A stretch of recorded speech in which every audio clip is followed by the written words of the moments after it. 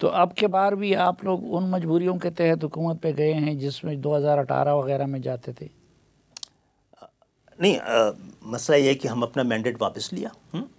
और क्योंकि हम इससे पहले ही मुस्लिम लीग से बात कर चुके थे कि हम जो 2015 से सिंध की सूरत हाल है,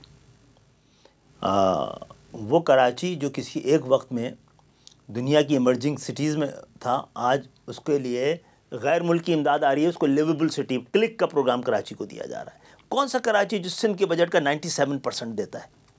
सिंध में दो तबके हैं, एक वो जो 97-98% बजट बना के देते हैं, जो दूसरा इस्तेमाल करते हैं। जो 97% बजट देते हैं उन पर एक फ़ीसद भी इख्तियार नहीं अपने दिए हुए टैक्स को इस्तेमाल करने का अपने इलाकों में। और जो एक पाई भी टैक्स नहीं देते हैं उनके पास 100% इख्तियार है सिंध के बजट को इस्तेमाल करने का। तो कराची में तो एक पाई भी नहीं लग रही है जहाँ से जा रहा है।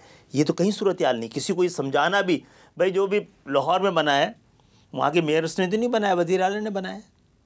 पेशावर में जो BRT बनी थी तो वो तो वहाँ के वज़ीर आला ने बनाया था। तो कराची में तो जो भी बना है, जब MK में कोई आ गया मेयर, उसके दौर का ही है। कराची में जितना भी है, जैसा भी, हैदराबाद में जितना भी है, जैसा भी, उन्हीं अदवार का है। जब MKM के बाद इख्तियार के साथ, मैंडेट के साथ साथ इख्तियार भी रहा है, और उसके नाज़मीन या उसके काउंसलर्स या उसका मेयर रहा है। उसके अलावा तो कर देता ना कोई। MKM ने 2002 में इलेक्शन नहीं हिस्सा लिया था ना, बल्दिया 2000 में कर देते आप हमें रिप्लेसमेंट। अगर हमसे बेहतर लोग थे, ज़्यादा पाकिस्तानी थे, तो ऐसा काम कर देना चाहिए था। नेमतुल्लाह साहब को इतना इख्तियार दे देना चाहिए था कि कोई MKM का नाम भी ना लेता। फिर इमरान खान साहब भी उठा लेते। वो लाहौर ने तो नहीं जितवाया था उनको, कराची नहीं जितवाया था। 10-12 रातें तो गुजार लेते वहाँ पे, करके देते ना। और वो इलाके देखें, कराची भी एक पाकिस्तान पूरी पोलराइजेशन है, कराची में भी लिंग्विस्टिक पोलराइजेशन है। तो जहाँ पे कराची के पुराने लोग रहते हैं, वहाँ से आपको अपने उनके उम्मीदवार नहीं मिले। आपने उर्दू बोलने वालों को वहाँ से नहीं खड़ा किया, और उस शहर को ओन करने आए थे या कब्ज़ा करने आए थे सियासी तौर पर। ये डिस्कशन होनी चाहिए किसी कभी। मौजूदा हुकूमत ने जो वादे आपसे किए थे या जो तासुर दिया था, वो क्या निभा रहे हैं उन वादों को? अच्छा, मैं कुछ कन्फेस कर लूँ ताकि बड़ा गलत होता है कि देखें, आज हैदराबाद को 77 साल के बाद यूनिवर्सिटी मिली है। वो शुरू हुई थी एक वज़ीर-ए-आज़म नवाज़ शरीफ साहब के पास, जब हम अपोजिशन पे थे। मैं ख़ुद गया था वहाँ का, जहाँ यूनिवर्सिटी बनी है वहाँ का मैं MNA था उस वक्त। उन्होंने बात आगे बढ़ाई, फिर शायद खाकान अब्बासी तक आई, फिर इमरान खान साहब ने भी उसको ओन किया और अपने प्राइम मिनिस्टर सेक्रेटेरिएट पर उसकी बुनियाद रखी। फिर पैसे रखे उन्होंने शहबाज शरीफ साहब के पहले दौर में, और इस दौर में बन गई वो। तो कुछ तो हमारे मुतालबे पूरे हुए हैं।